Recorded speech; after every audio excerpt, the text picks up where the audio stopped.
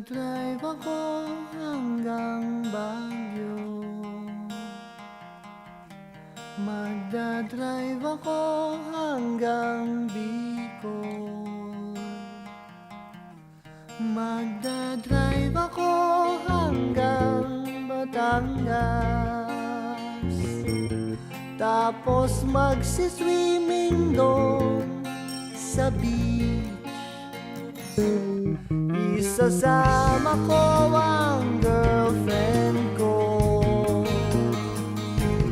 Isasama ko kahit sinong may gusto.